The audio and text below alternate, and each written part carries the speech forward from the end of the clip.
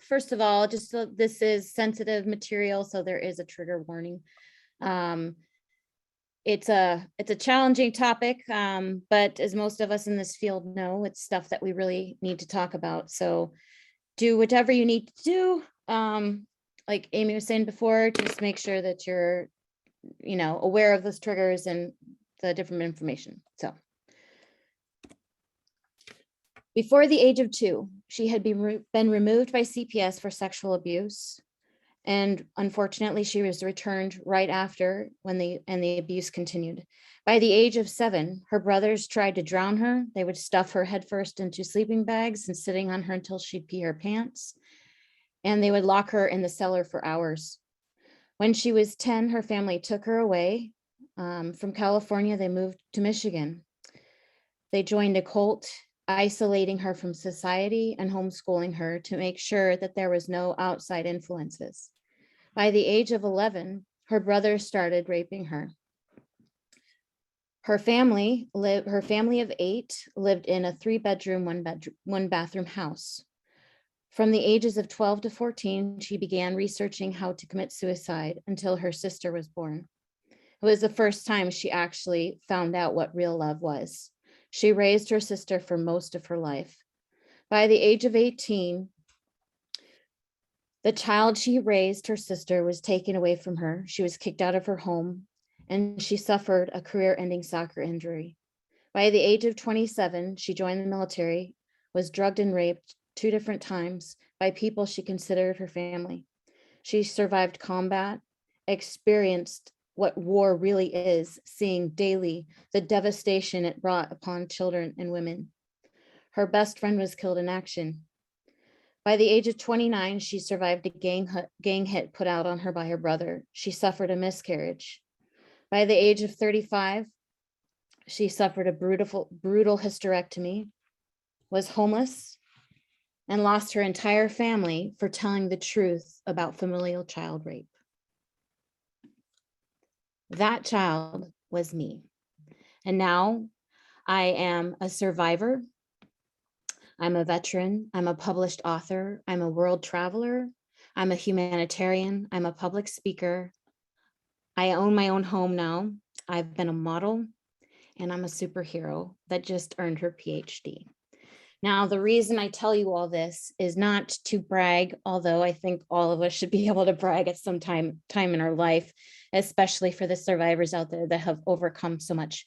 But this is to give people the resilience and courage to keep going no matter how much the trauma has impacted their life.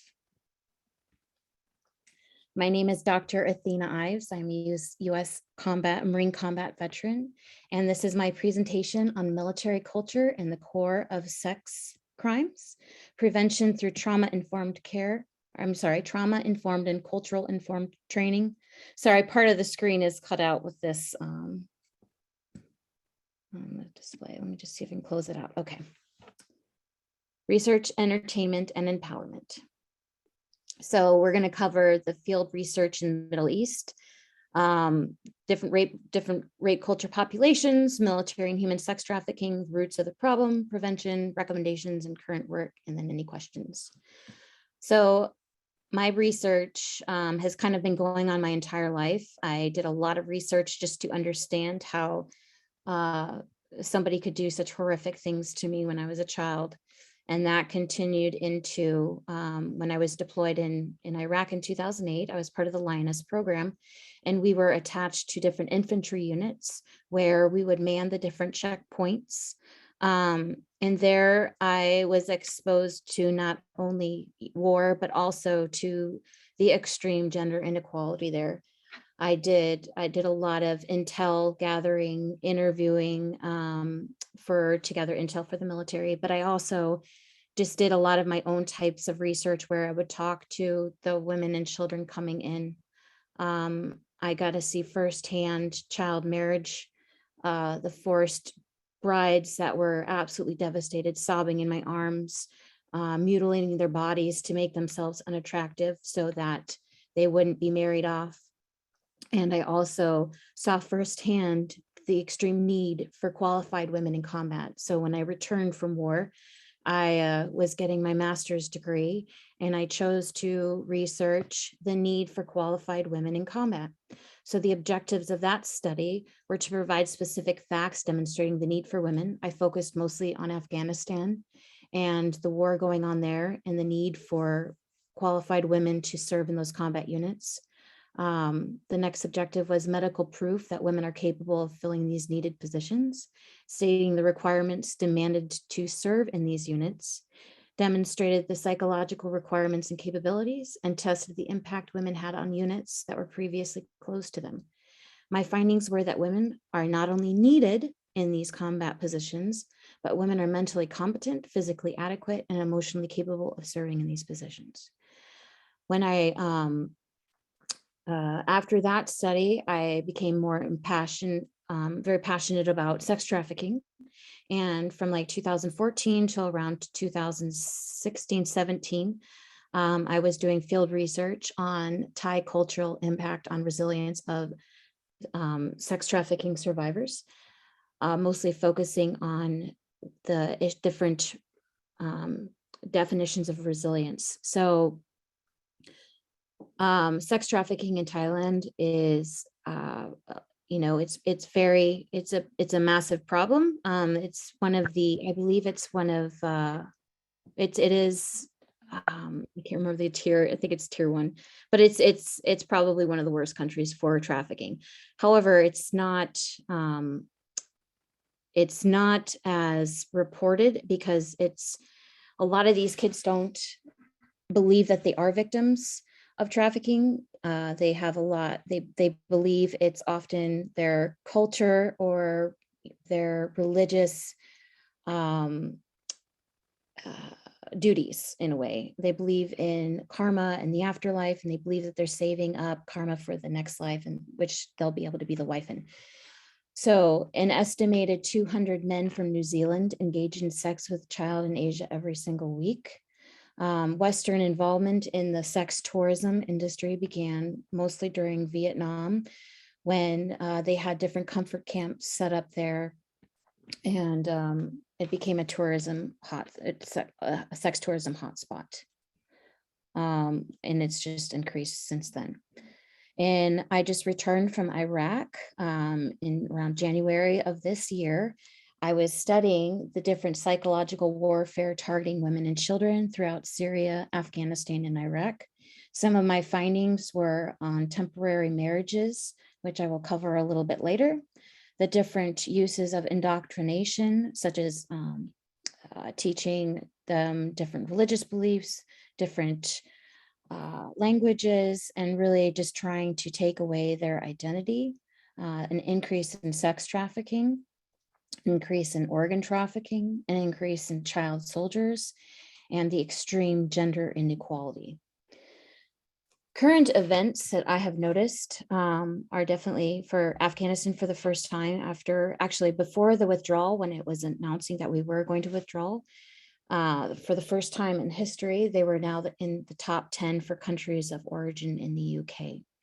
There has also been a pretty significant TikTok campaign that is encouraging child marriage, specifically focusing on the loophole in the United States, because we have no federal laws regulating child marriages. There has been a massive increase in online exploitation, specifically from the quarantine time. And as far as military legislation goes, I don't know if some of you are following this, but the Iamvinnisigian Act, that is basically to remove the prosecution out of the command and into other hands. And that currently, as of May 2021, it has been read twice and referred to the Committee on Armed Services, and it has not passed the Senate. So rape culture. Rape culture is a society or environment whose prevailing social attitudes have the effect of normalizing or trivializing sexual assault and abuse. There has been no research that have found proving that the military is a rape culture. However, it meets all the criteria. So some of the criteria is questioning the credibility of the victim, empathy for the assailants, implied victim consent, and victim blaming language. And as you can see, the photo is some of the different media outlets that cover rape. They focus mostly on the good qualities of the rapist, and they use a lot of that victim blaming language and the empathy for the assailants. These are some other examples. One of the new movies that came out, Coming to America. These are the quotes from the movie. She drugged me and had sex with me. That's rape. A lot of male rape in Hollywood is turned into a joke and it's completely ignored. Another one is Almost Famous, where there's a scene of them deflowering this boy, and the whole time he's saying, no, stop, we're talking. Basically, it's not consensual, and that is rape. Another one is CSAM in child sexual abuse material in Hollywood, and this particular movie is they featured an underage female with her breasts exposed, and I did some more researching into that, and her father was her agent, the one that was supposed to be on set making sure that she wasn't being abused, and her father was a sex worker. He was in the porn industry. So a lot of times our parents are not looking out for the welfare of our children. And that's when we need to step in and say, this is not okay. Military involvement in human sex trafficking. This is not to bash the military. This is to really analyze our role in this. And I say our because I was part of the military. I served in the Marine Corps. And I take this very seriously because our military is a massive, major part in the demand side. Military service members are almost twice as likely to purchase sex than civilians are. As you can see at the very bottom, the 14% civilian, 25% military purchase, use sex workers. A quote, "Women like me were the biggest sacrifice for my country's alliance with the Americans. Looking back, I think my body was not mine, but the government's and the US military's." That was a quote from a Korean sex worker. And during the Korean War, they would set up comfort camps. They had 300,000 sex workers in 1958. They would actively have sex wives, which were almost like temporary wives, where the military man would come in and he would rent a wife, a sex slave, pretty much. It's basically, let's call it what it is. And then when they would rotate out, the new one would come in and they would, hey, you got a wife all set up for you. And the other problem that we have is the child sexual abuse in the military. I have a colleague of mine that worked, basically he manned the sting operations to bring back page.com down.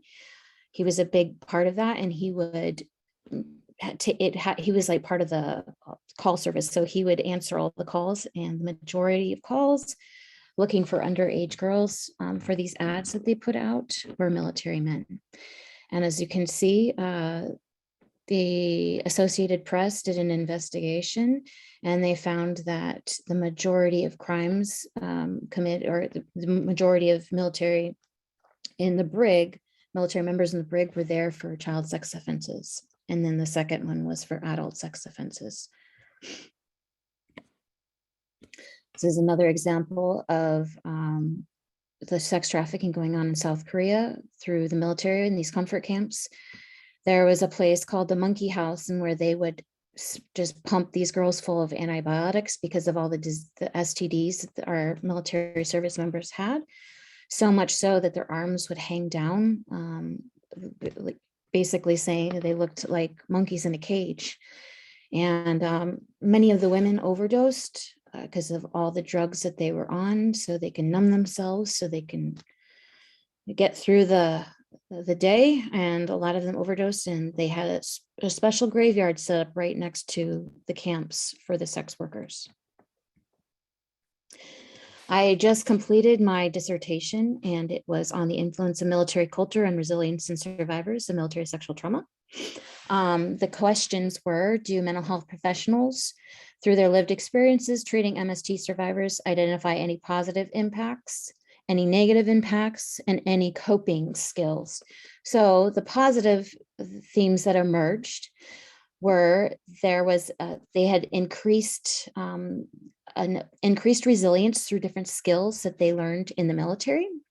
Camaraderie was a positive aspect. Camaraderie is basically kind of like that family unit, that bonding that they have through the shared experiences and the different programs and resources available. So they talk a lot about the different programs for sexual assault, and they have lots and lots of training available. They have different services, the uniform victim advocates, and different individuals in the military that are set up specifically to help treat sexual trauma.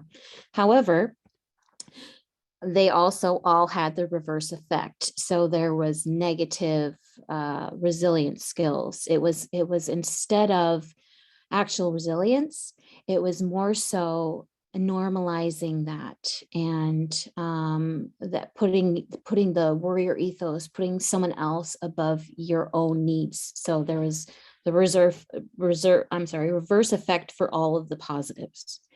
The negatives, the 24 times these different themes emerged, there are 3 themes. It's an extremely male dominated, very chauvinistic society or culture. The reporting structure, which is a lot that has to do with the Vanessa Guillen Act, where it's trying to remove the military command, basically prosecuting these cases. They want to take it out of their hands. And then the last one was that military sexual trauma is inevitable. It's going to happen. So that was, I interviewed mental health therapists that were treating military sexual trauma survivors. And that was the findings from that question. And then for coping, 4 themes emerged. One of the greatest coping skills was definitely a veteran supporting veterans. You have that camaraderie, you have that rapport built, and it's really hard for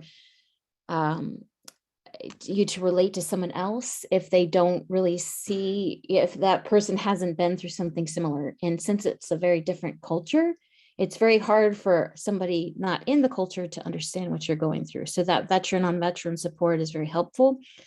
Another theme emerged that there is a great need for transitioning support. A lot of these services aren't matching up to what that mental health care that they need. So they have kind of like a deadline for this care. And even though the care is needed more long-term, that's not offered. So we have, boot camp, you go through the indoctrination of everything, but we don't really have the reverse side when you leave that culture. And there's also a great need for trauma-informed care and understanding what that really looks like. You might see somebody coming in every day and they're working nonstop and they're sacrificing their needs and putting everyone first. We don't really understand, not everyone understands what that really is. It's not healthy. And we need professionals out there that are more trauma-informed. We need to be teaching our military leaders to know what that looks like, not just the mental health professionals. We need to start providing more trauma-informed care and training for our leadership, for our military leaders. And there's a lot of overlooked populations. The LGBTQIA plus community and male survivors are extremely overlooked. So in conclusion for this research,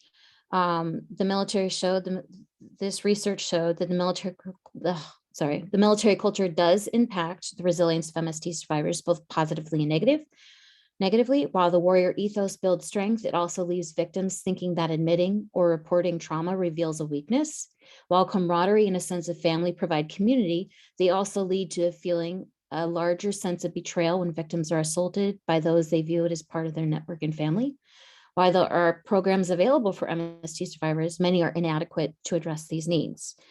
This research promotes positive social change by providing insight into the impact that military culture has on MST and can be used to improve treatment, training, and legislation. And I'll put in the link, or actually I'll ask Amy to send out the link to my research in the email, the follow-up email.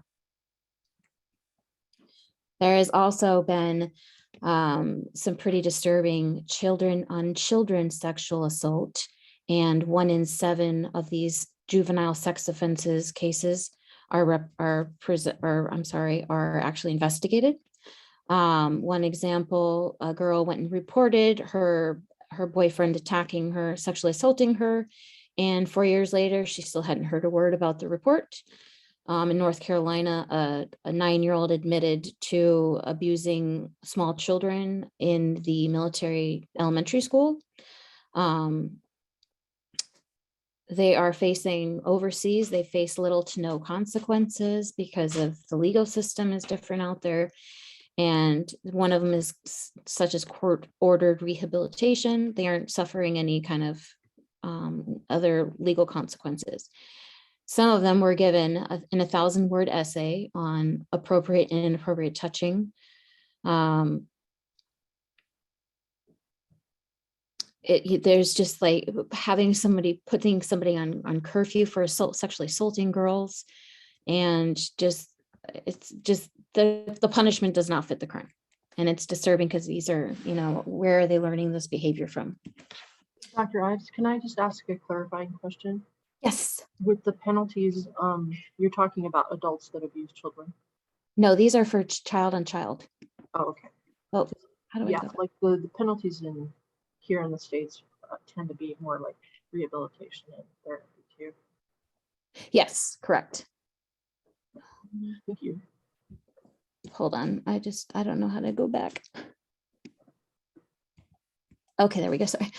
So addressing the roots of the problem, in order to prevent anything from happening, we need to fully understand it. So on the demand, I categorized it into 2 different categories. So demand and supply. So on the demand side, we have a lot of cultural and religious beliefs that are perpetuating this, and I'm going to cover that in the next few slides.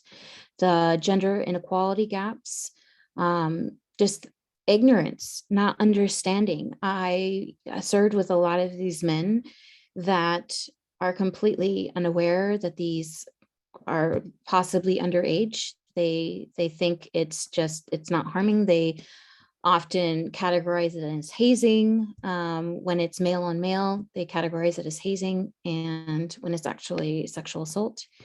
The dehumanization that a lot of, religious beliefs that there are people that are above, or the people that are beneath you, whether they're sinners, whether they do not believe in your religion, whether it's, the male belief that the female should be subservient and submissive. A lot of individuals take this to the extreme, and they believe that it is their right to dehumanize an individual, which all plays into the root of the problem. A lot of these communities have extreme segregation and sexual repression. In a lot of the studies I have seen, the areas and the cultures that have those extreme segregation, or there's those with like the purity culture in which they value the virginity of the female. And there's immense shame that they put on the female for engaging in sex or being sexually assaulted. They have a lot of shame involved in that. And in those extremely sex deprived populations, that is when we see higher levels of sexual assault. A lot, very similar to the military. And just that normalization of, women are sex objects. So that's for that's for the demand side. For the supply side, we have vulnerabilities that are not controllable and uncontrollable vulnerability. So what I mean by that is a lot of populations are going to be vulnerable to trafficking, low socioeconomic status. different, Native American, African American, these different populations that statistics show that they're vulnerable.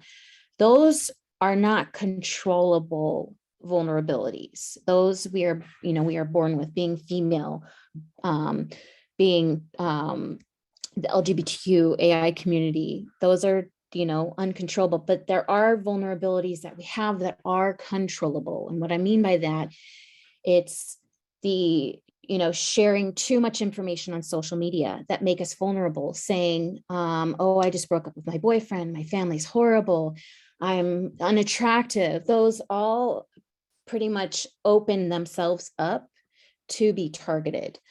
The mindset of these individuals, it's very, they think that they deserve it.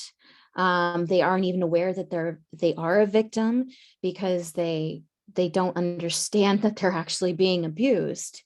So that mindset, and then there's the generational and the victim cycles, that continuation of, well, it happened to me before, it's going to happen again. And that's backed up by statistics. Most of sex trafficking survivors were victims of sexual assault as children.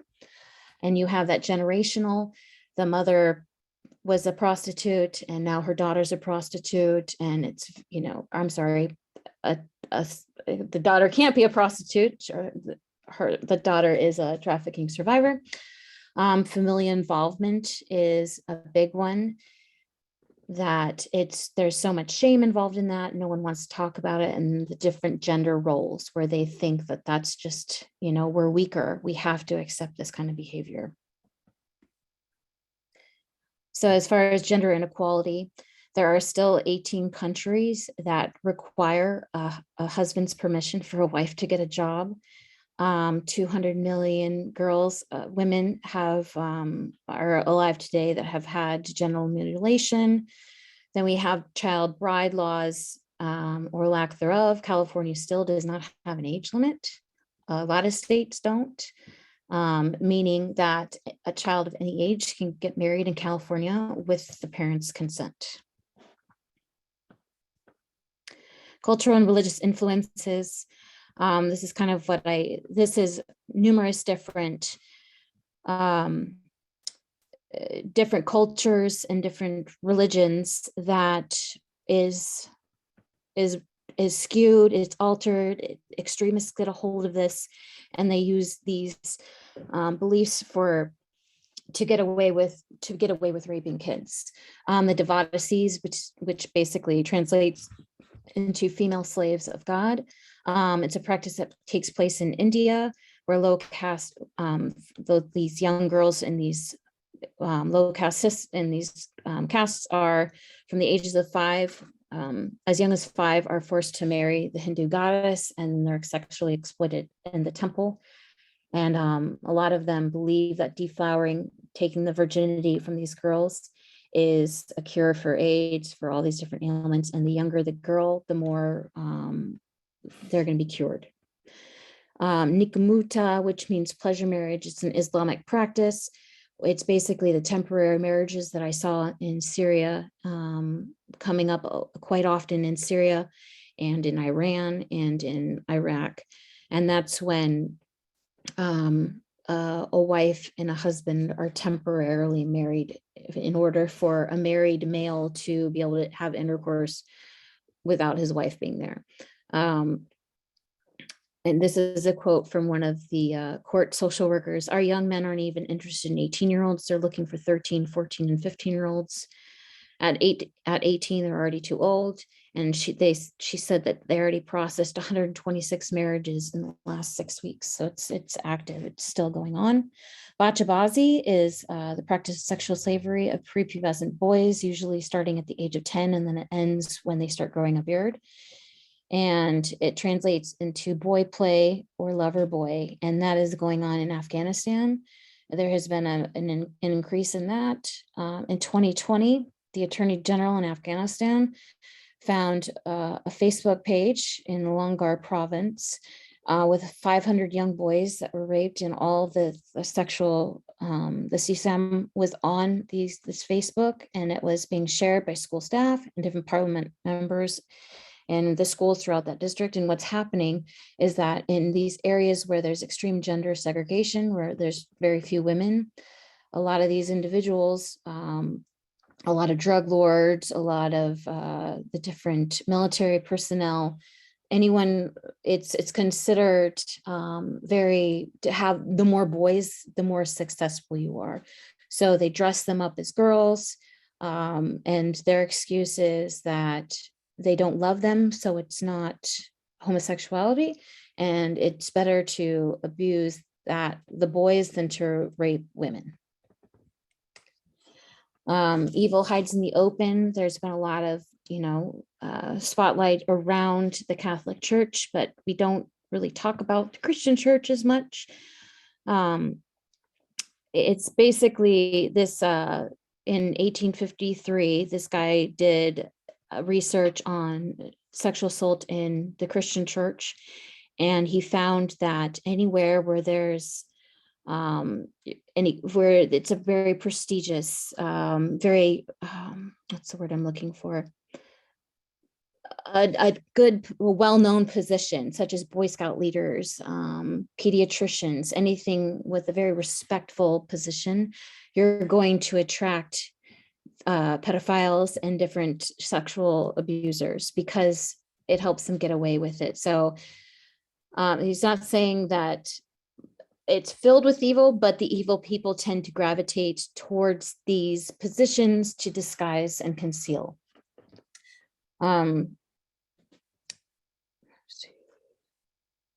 In the study he did, he found 403 male pedophiles that molested over 67,000 children.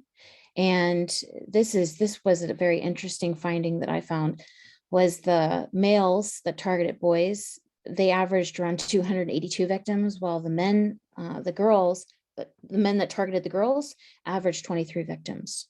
So a lot of times the reason they can get so more male victims is because the boys are much likely less to report than the girls are. So all that being said, there's a lot of individuals, a lot of survivors, sexual assault survivors, sex trafficking survivors that have been abused by religious believers. And in his study, this man found that being an active Christian involved in their church is often part of that rapist profile. So I would like to recommend that you are very careful when you tell them, especially the LGBTQAI community, when you bring up religion, it can be extremely triggering because a lot of these kids have been forced out of their homes and became trafficking victims because of religious beliefs. So please be careful saying, I'll pray for you. Be careful using religious statements because those are extremely triggering words. Prevention, so truth through training, we need a lot more culturally informed training. There's, with resilience and ideal effect theory. So the ideal effect theory is the desired outcome of their treatment. And a lot of cultures don't have the same desired outcome or the same display of healthy, what they believe is healthy mental health care. So in Western healthcare, we really value opening up, sharing your feelings, group therapy, talking. In other cultures, that's extremely frowned upon. So we need a lot more culturally informed training regarding that. Trauma informed as well, just to be able to understand what trauma really looks like, because as we see, unfortunately, with this last suicide, what was her name again? The last suicide? The famous country singer, she just committed suicide, Naomi Judd. And, I was just talking about this today. It's extremely hard to see. So a lot of times when somebody's going through something, they want to display the opposite. We saw that in gym, we saw that in a lot of different cases where people they outwardly show that they're okay, but they really aren't. So we need to understand what trauma really looks like and how people react to trauma. We need to stop sugarcoating things. In the military, they'll show the training, people getting blown up, shot up and just horrific war crimes, but they don't talk about the reality of sex crimes. They're very delicate around it. They make it into a joke. So we need to stop sugarcoating it. Start calling it what it is. It's not hazing, it's rape. It's not, they're just joking around. It's actual sexual assault. We need to have more survivor-led training. And then definitely with the military, we need to start taking accountability and responsibility. So we need to admit what we've done. We need to see what we're doing wrong.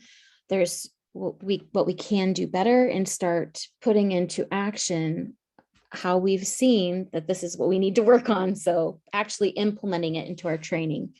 And as far as education and research, we need more informed sex education, family involvement, really discussing how that impacts our community, the sex trafficking community and sexual assault survivors in general, really talking about that familial involvement, because that is extremely prevalent in any kind of sex crimes. There's a lot of times the family's involved, and that's a huge part of why this doesn't get reported. And starting education earlier, the sex education earlier, because unfortunately we have predators going after every age from the moment they're born. And then we need to make sure that we are understanding myth over facts. More qualitative research needs to be done. We have a lot of quantitative, but like I was saying, with those vulnerable populations, we need to start understanding the statistics more. So really breaking those statistics down, and why are these populations vulnerable? Understanding the vulnerable non-victims. So these individuals that are in these vulnerable populations that did not become a victim, what are they doing differently? How can we learn from them? What other practices can we implement? And then male survivors, there's extensive research needs to be done on male survivors, and education. Altering the mindset, we need to start challenging our core beliefs and where they came from. Are they outdated? Are they archaic? Are they assisting with the dehumanization of others? We can start using empowerment through entertainment, really start to encourage, and I'll have next slides will be on female warriors. And through, one of the main reasons I wanted to include this in my presentation was because I used to make these warrior bracelets, and my friend gave it to his daughter, and she said, "But Daddy, women aren't strong. Women, they aren't warriors. They're girls. They're not strong." And it broke my heart, because that's what we're teaching our youth, that women are weak and that men are strong. And that's a lot of times, that's what happens when that mindset, if we think we're weak, then we're going to be accepting of that behavior quite often. Instilling positive body image to stop, not victim blaming, not at all, but to really start celebrating a woman for her mind, and for who she is, instead of just that over-sexualized identity that women think that that's what their worth is. How to become a small target. Like I said, it's not victim blaming, but it's teaching our kids to be more aware of what they put out on social media, and adults too, because adults are targeted as well. And I've seen some social media pages, I'm like, okay, we need to have a conversation. Praising being real and the accomplishments of individuals instead of what they look like, educating boys and men on how to treat women, and also about, that they are victims too. Developing that self-defense mindset. A lot of people think that these self-defenses classes are going to help fight off a predator. A lot of times it has nothing to do with how strong you are, because men are victims as well. You can be the strongest man in the world, strongest woman in the world, and you can still become sexually assaulted or sex trafficked. It has to do with the mindset. And a lot of these self-defense mindsets are actually developed in self-defense type classes. So you start to feel that that outward strength, and it starts to become an internal strength as well. and showcasing real women and real men, not all the fake stuff out there. I hate the word, someone called me an influencer, and I was like, no, I am not an influencer. I'm an informer.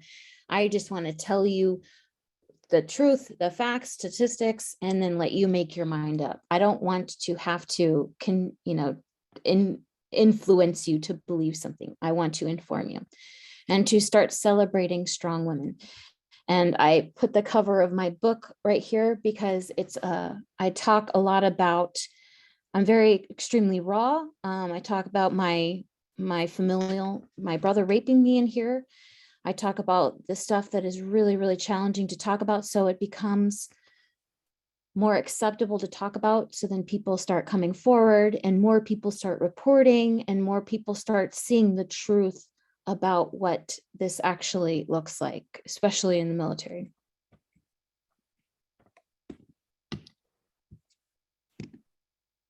So these are a few examples of the warrior women throughout history. A lot of people don't know, but the real Mulan was based off of a woman warrior named Wang Kong'er. Women have been fighting as far back as the Bronze Era. Odette was a World War II spy. She was a mother and she volunteered to become a spy. She was kidnapped, or she was captured, tortured. She never gave up any information. And the information that she was able to gather was very useful during the Nazi War Crimes Tribunal. Lozin is an incredible, I love her, Amazon warrior that fought next to Geronimo. We hear all these stories, but very, very rarely do we ever hear any stories about the women. PFC, Army Medic Brown, rating, if you guys ever have time, just look up her award and read the description of what she did. She ran through gunfire, and when shrapnel is going around everywhere and when they're getting bombed, she jumped over on top of the individuals that she was providing medical care to, risking her own life. And when they came together, they actually thought she was dead. There was that much going on in the area, just tons of gunfire. Dr. Mary Walker is the only female Medal of Honor recipient. She actually got arrested for numerous times for impersonating a man because she thought that the petticoats were not only unsanitary, but they were absolutely ridiculous. The Night Witches were World War II women that were one of the highest decorated squadrons in the Air Force during the war. And they were actually left out of the parade because they were women and because they weren't allowed to serve in combat, but they made an exception.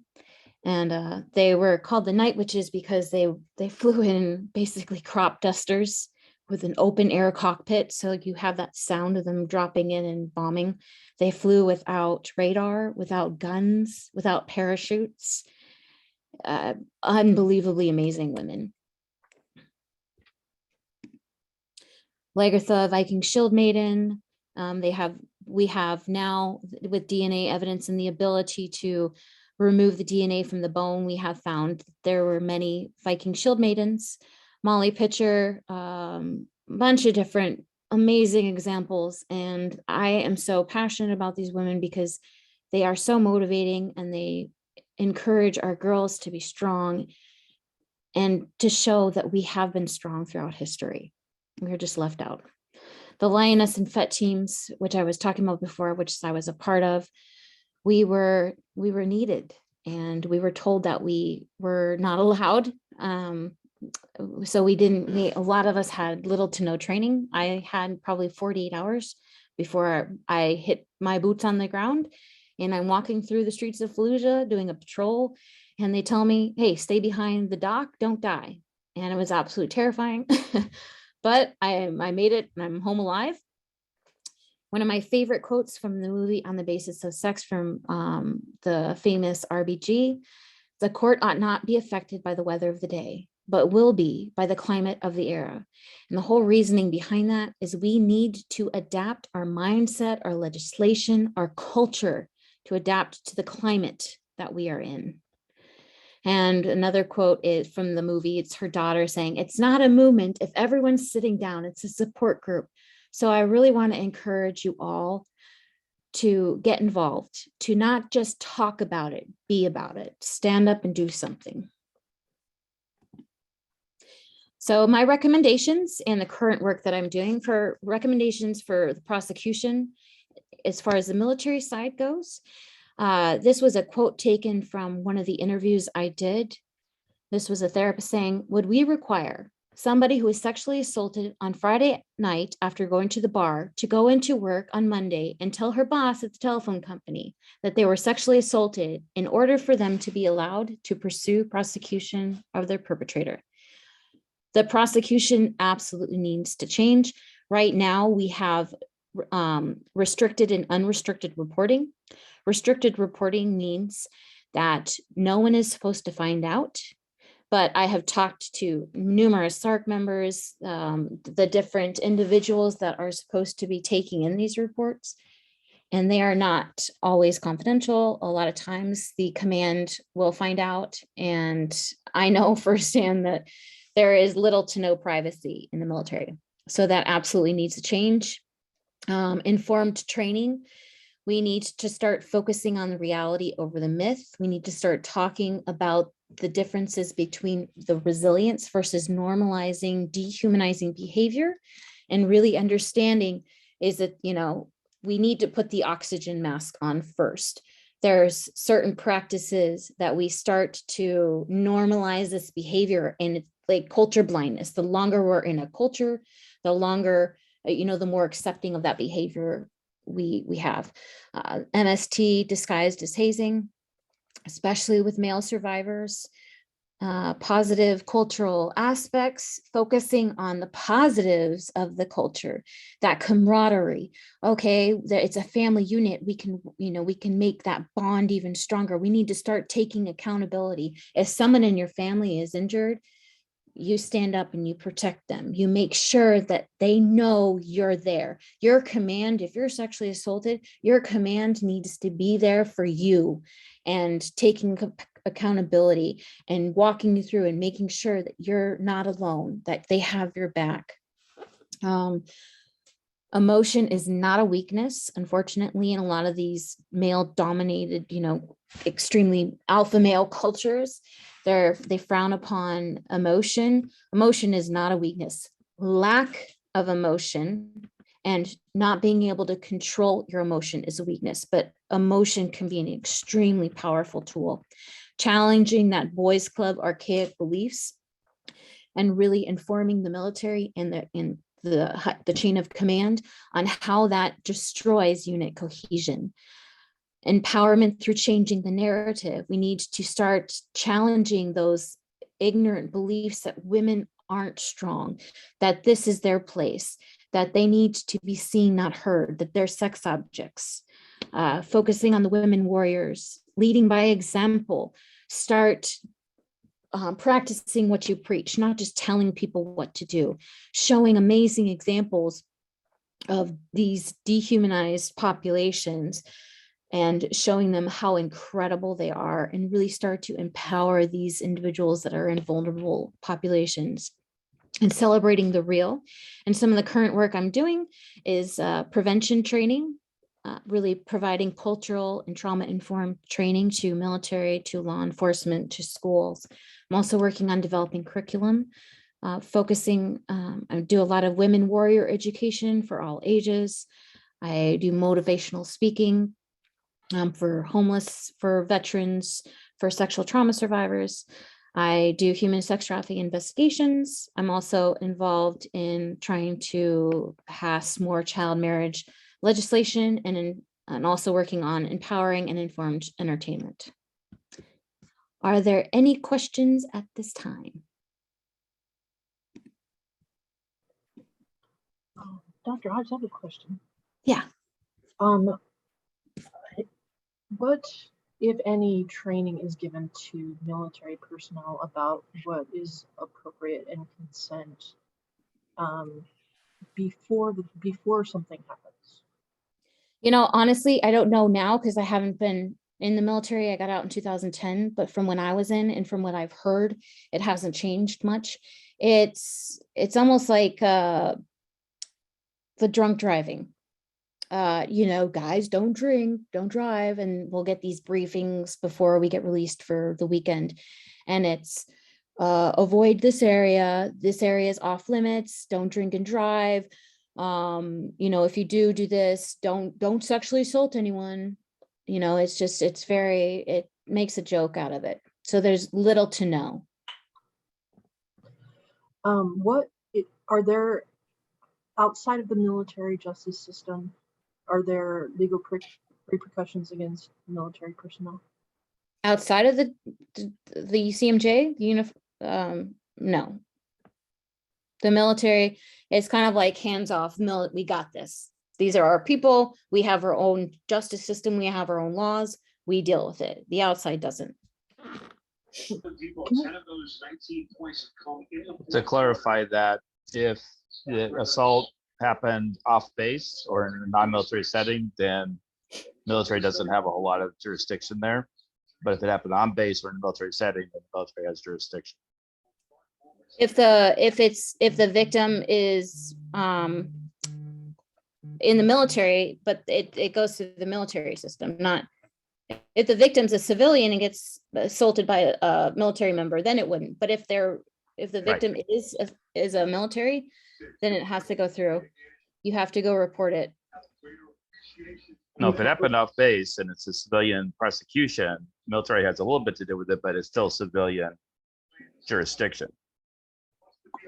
Okay. I guess it's changed then. Well, and Anna can maybe speak to that because she works in that area. Do you want to make a comment, Anna? Yeah, at least what I found is if it's on base, and this is for child cases, if it's on base in military jurisdiction, it's handled by a military criminal investigative organization. But if it's happened off base, it will either be handled by the civilian law enforcement agency, although sometimes there still is collaboration or military gets involved. So I think it's when you're off military jurisdiction, it gets a little, you know, who's going to be investigating and who isn't. Because if it hits the blotter, so if you get pulled over for DUI off base, it does go through the civilian, but then it hits the blotter, and then your command also can punish you on top of it. I agree. Yes. Can you tell us a little bit more about the Vanessa Guillen Act? So it's basically, so right now how it's set up, if you're assaulted on base, then you have to go report it to your command, and it's either a restricted or non-restricted report. If you want that individual to be prosecuted, then it has to be unrestricted. So your command will have access to it, that information, and then they're part of the whole prosecution. And then you have, usually they're non-trained.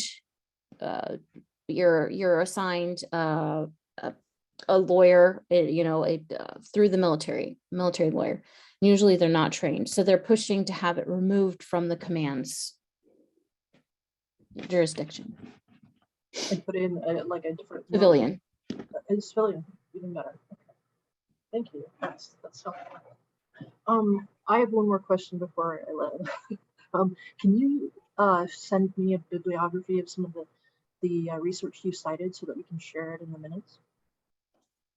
So a lot of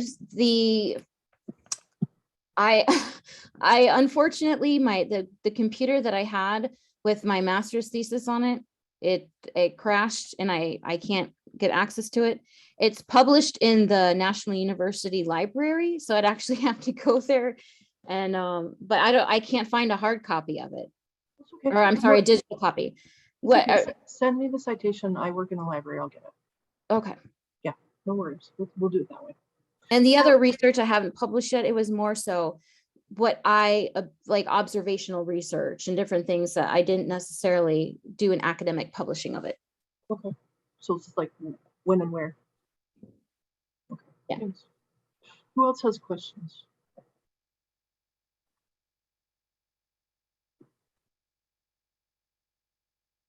I don't have a question, but I do have a comment. I did want to compliment you. You're a great speaker. I love the presentation. I love the PowerPoint. I, again, want to thank you for, your vulnerability, your bravery for speaking up on this, fighting the good fight and even using yourself as an example to help us learn. So thank you. Kudos to you. You did awesome. And if I can collaborate with you in any way, I would love to. So I will leave you my number if Yeah. anything. Yeah, But yeah, thank you.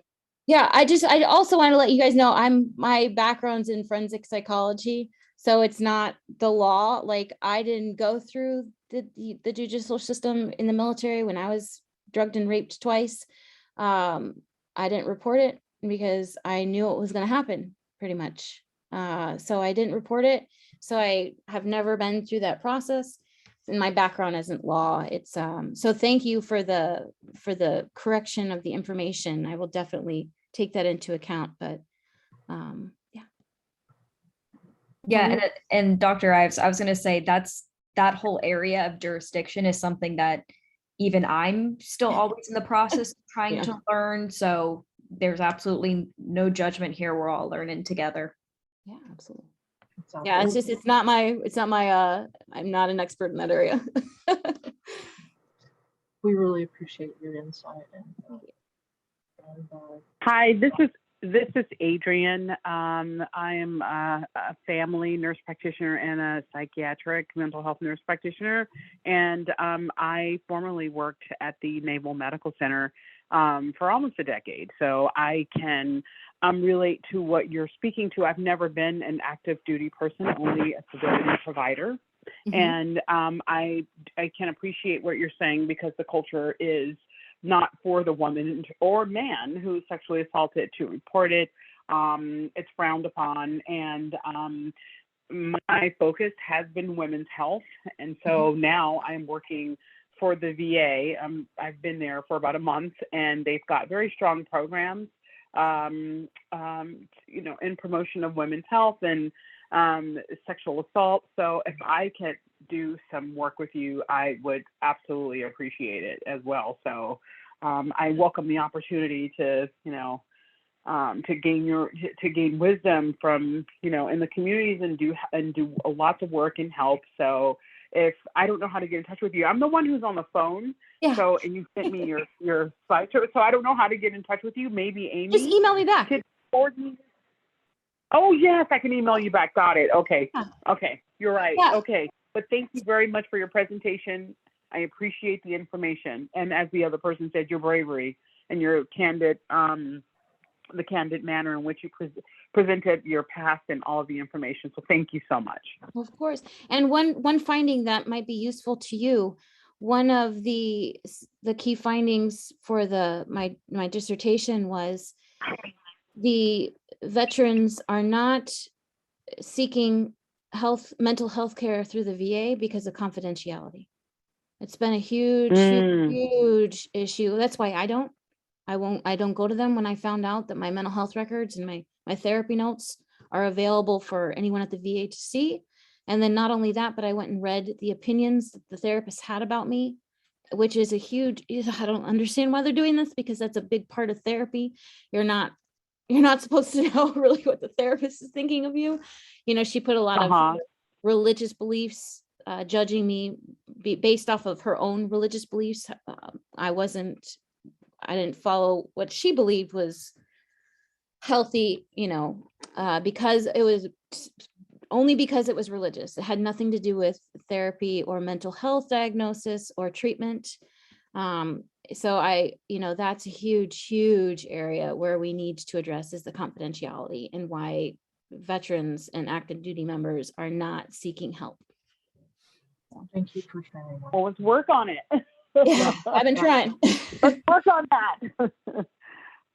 Absolutely. We really appreciate your vulnerability and the insight that it brings us. I would it be okay if I were to share your dissertation in our minutes? Yes, I have the link. I will email it to you. I'll work on that. Awesome. Any other comments? Round of applause, praise. Anna has put the the thank you note in the chat. Please link to that. Adrian, I'll send you the link. And Okay. and if you want to put your contact information in there, her contact information will also be in the minutes. But and I know there's some people that wanted to be here tonight but weren't able to join us, and they're looking forward to the recording. Okay, great. Yeah, in the other, I think one of the other presentations I did, basically what the co-chair did was she just took down my contact information, and then I sent her the link to my dissertation as well as the link to the PDF of all the women warriors. And so in that, in that follow-up letter, or anyone that was subscribed to the on the email list received my contact information and the links to everything. So if you want to do that, that's more than, Thank you. That's very helpful. And I really appreciate you highlighting men and boys as victims, because they get ignored so often, and then that means that they walk around as wounded warriors and they don't get the healing they need, and then they don't have healthy relationships, which creates another cycle of And in my opinion, in the advocacy, the work that I have done throughout the years with MST survivors, after I published my book, because I have that combat experience, and I grew up a tomboy, I get along with men very well. So they have felt very comfortable talking to me and opening up with me. The amount of male survivors that contacted me and the challenges they have faced their mental health is so much, it's horrible. And then in the statistics that I found, there's 70 male MST are 70% more likely to commit suicide than non-male military male. That's tragic. All of it's tragic, and we need to do what we can to empower people to get help and to prevent harm from happening. And I think just having that, I really, if anyone knows anyone, or can, I can work with an organization or even the military to help create this informed training.